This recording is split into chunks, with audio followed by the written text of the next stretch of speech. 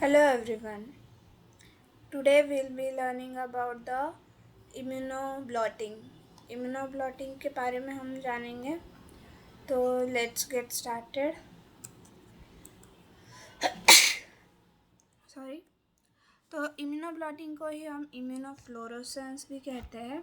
Immunofluorescence दो प्रकार का होता है, दो टाइप्स होते हैं इसके। एक होता है डायरेक्ट और एक होता है इनडायरेक्ट। तो आज हम इनडायरेक्ट वाला प्रोटोकॉल सीखेंगे। डायरेक्ट वाला और इनडायरेक्ट में क्या डिफरेंस है? तो डायरेक्ट में हम प्राइमरी एंटीबॉडी यूज़ करते हैं, सिर्फ प्राइमरी एंटीबॉडी यूज़ करते हैं। इनडायरेक्ट में हम जो हमारा प्रोटीन है, जो हमारा प्रोटीन ऑफ इंटरेस्ट है, उसका डिटेक्शन हम सेकेंडरी एंटीबॉडी से करते हैं। तो यहाँ पे हम डायरेक्टली जो एंटीबॉडी है, इसको प्राइमरी ना कह के हम एंटीबॉडी कहते हैं। मतलब एक ही एंटीबॉडी यूज़ होता है और जो कि स्पेसिफिक होता है अपने प्रोटीन को। तो ये हो गया डायरेक्ट वाला मेथड, डायरेक्ट इम्यूनोफ्लोरेसेंस, जिसमें एंटीबॉडी प्रोटीन के लिए स्पेसिफिक होता है। तो हम एक ही एंटीबॉडी से जो डालेंगे वो डिटेक्शन करवाएगा। पर इनडायरेक्ट में हम पहले एक प्राइमरी एंटीबॉडी यूज़ करते हैं जो कि प्रोटीन के लिए है, और इन दोनों का डिटेक्शन फिर हम सेकेंडरी एंटीबॉडी से कर। तो to get more specification, so let's get started. इसका प्रोटोकॉल देखेंगे हम, ना कि प्रिंसिपल। तो हमारे सेल्स जो ग्रो हो चुके होंगे, जो भी कंडीशन हमने प्रोवाइड की है, और उनको हम फिर देखेंगे, उसका हम मीडिया रिमूव करेंगे। फिर हम क्या करेंगे, उसको पीबीएस से 3 टाइम्स वॉश करेंगे, 5 मिनट ईच टाइम्स। तो आगे उसके आगे का स्टेप है फिक्सेशन। फिक्सेशन में हम क्या करते हैं, हमारे सेल्स है उनको वो जो कवर स्लिप होती है उस पर फिक्स करेंगे with the help of 4% PFA। ये रहेगा हमारा 14 मिनट्स तक। फिर होता है हमारा अगला step, which is washing with PBS again 3 times 5 minutes each. Then fixation के बाद आता है परमिएबलाइजेशन। परमिएबलाइजेशन में हम क्या करते हैं, जो सेल मेम्ब्रेन है उसको परमिएबलाइज करते हैं, ताकि हमारा जो भी प्राइमरी एंटीबॉडी है, सेकेंडरी प्राइमरी एंटीबॉडी है, वो जाके बाइंड कर सके।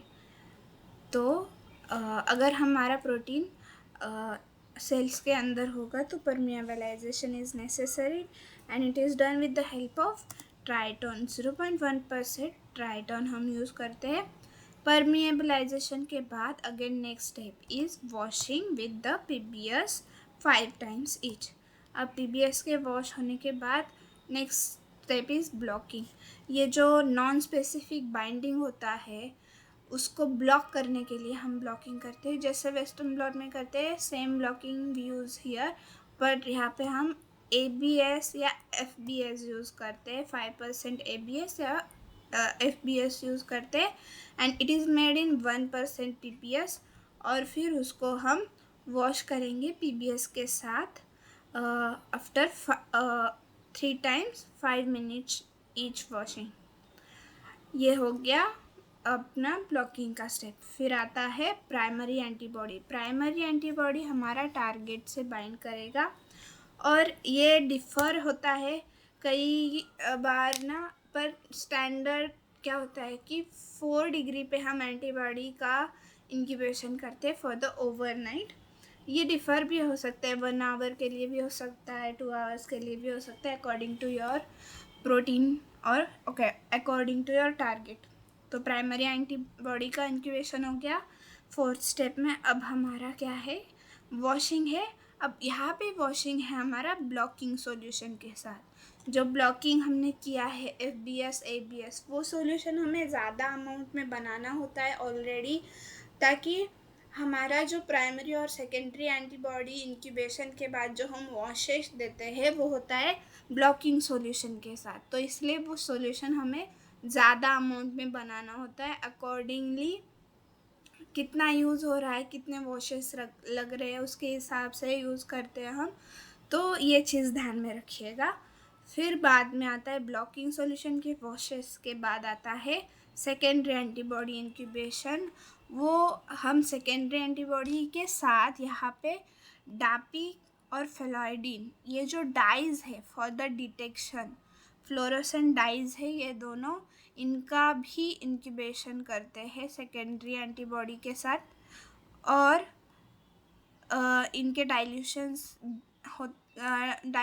भी कई बार डिफ़र करते हैं।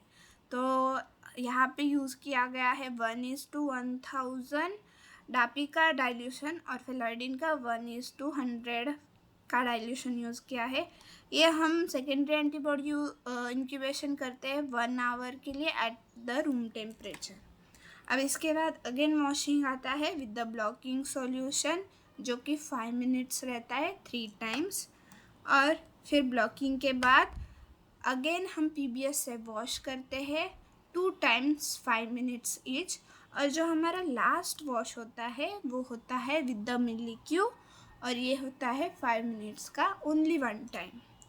अब ये होने के बाद हम जाते हैं माइक्रोस्कोपी के लिए। कॉन्फोकल माइक्रोस्कोपी करते हैं हम, ताकि ये जो स्टेप साइज और ऑब्जेक्टिव्स है ये डिफ़र कर सकता है। ये स्पेसिफिकली मेरे वाले के लिए था, तो आप डिफ़र कर सकते हो आपका जो प्रोटीन है या सेल साइज है उसके accordingly. So this was the immunofluorescence protocol. Thank you all.